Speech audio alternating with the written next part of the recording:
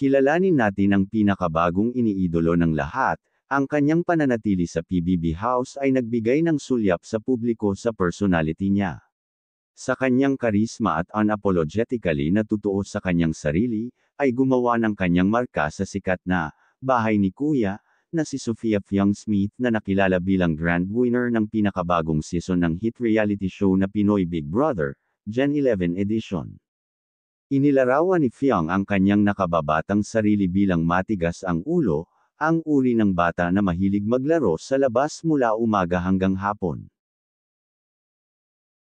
Sa high school, siya ay jolly at walang malasakit, kaya't madalas na naisip ng mga tao na hindi niya alam kung paano seryosohin ang buhay. Nag-aaral si Fiang sa Jose Rizal University sa Mandaluyong. Naging salutatorian siya sa elementarya, siya ngayon ay isang senior na mag-aaral sa high school, na nagpapakita ng pangako sa accountancy and business management para sa isang future na negosyo. Ngunit sa likod ng praktikal na landas na ito ay namamalagi ang isang dream nito na maging isang general surgeon, isang hangarin na malayo sa kanyang kasalukuyang pinag-aaralan.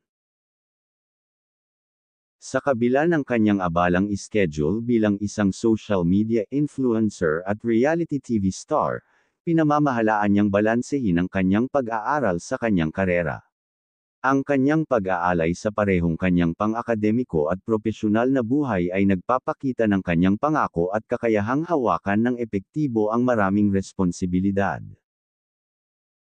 Nabanggit ni Fiang noong nakaraan na ang kanyang ina na si Myrna Smith, ay isang OFW, na nag-ambag sa mga paghihirap na kinakaharap niya habang lumalaki, habang ang kanyang ina, si Myrna, ay nagsakripisyo ng oras kasama ang kanyang anak na babae at anak na lalaki upang magtrabaho ng walang pagod sa ibang bansa at may secure ang isang mas mahusay na hinaharap para sa kanilang pamilya, na puno ng kanyang lola ang walang laman na pag-ibig at banayad na lakas nito sa pamilya. Ang kanyang tatay ay sinasabing isang negosyante na nagtrabaho bilang isang financial analyst and senior product specialist, at kilala bilang silent billionaire at partners ng Crossing Plains, bukod sa iba pang mga tungkulin, para sa iba't ibang mga kumpanya. Ang eksaktong mga detalye ng relasyon ng kanyang mga magulang ay medyo hindi malinaw, ngunit sinasabing naghiwalay sila at kalaunan ay nagkasundo sa mga nakaraang taon. Gayunman, sinabi ni Fiang na siya ay nakahiwalay sa kanyang ama, at ang alam lamang niya sa kanyang ama ay isang negosyante. Kaya namuhay sila ng kanyang ina noon na mahirap at kapos sa pera. Bago simulan ang kanyang journey sa reality show, si Fiang ay humawak ng katanyagan bilang isang social media influencer.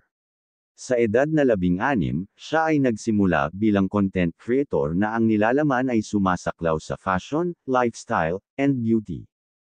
Ayon sa kanya, hinihimok siya ng kanyang pagnanais na kumita ng pera upang suportahan ang sarili at ang kanyang pamilya. Ang pagiging isang social media influencer ay nagdulot sa kanya na kumita ng pera para sa kanyang pag-aaral at sa kanyang pamilya. Ang kanyang mga followers ay inaasahan lamang na lumago kasunod ng kanyang panalo sa PBB, dahil nakakakuha siya ng higit na pansin sa oras na ito bilang isang tanyag na tao. Tulad ng kilalang celebrities ngayon, inaasahan ni Fiang na magamit ang kanyang tagumpay bilang isang launchpad para sa isang pagsisimula na karera ng showbiz.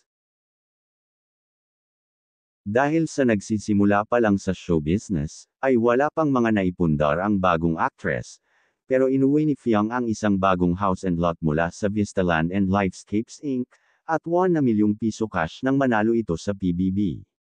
Kahit papano ay mayroon na siyang masasabi na pag-aaring bahay at lupa. Alam natin na nagsusumikap siya upang mabigyan ng magandang buhay ang kanyang pamilya lalo na para mabuo ang kanyang dream house. Kumalat din sa social media na binigyan siya ng kanyang ama ng isang Toyota Lexus LM35 na nagkakahalaga ng 11 milyon pesos. Ayon sa report ang kanyang ama ay isang billionaire na may mga negosyo at partnership kaya hindi malayo na hindi niya mabigyan ng anak ng ganitong kamahal na sasakyan. Siya ay nag-iipon at nagsusumikap para makagawa din ng sariling negosyo gaya sa kanyang ama. Sa ngayon, walang tiyak na impormasyon sa publiko tungkol sa kanyang net worth. Gayunpaman, isinasaalang-alang ang kanyang tagumpay bilang isang social media influencer, reality TV star, at ang kanyang iba't ibang mga pag-endorso ng tatak, malamang na naipon niya ang isang malaking halaga ng kayamanan. Ang mga influencer na may malalaking followers ay madalas na kumikita sa pamamagitan ng mga nakasponsor na post, pakikipagsosyo sa tatak, at iba pang mga aktibidad sa online. Ang kanyang mga pag-endorso at pakikipagtulungan sa mga tatak na ito ay higit na pinatibay ang kanyang katayuan bilang isang pangunahing influencer sa industriya ng kagandahan at fashion na nakakadagdag sa kanyang net worth. Kasunod ng kanyang panalo sa PBB, si Fiang ay kasangkot sa iba't ibang mga aktibidad ng showbiz, kabilang ang mga komersyal sa TV at pag-host ng mga segment sa ASAP. Mayroon siyang pag-endorso ng tatak ng pagkain at inaasahan na magkaroon ng mas maraming mga paparating na proyekto na nakalinya.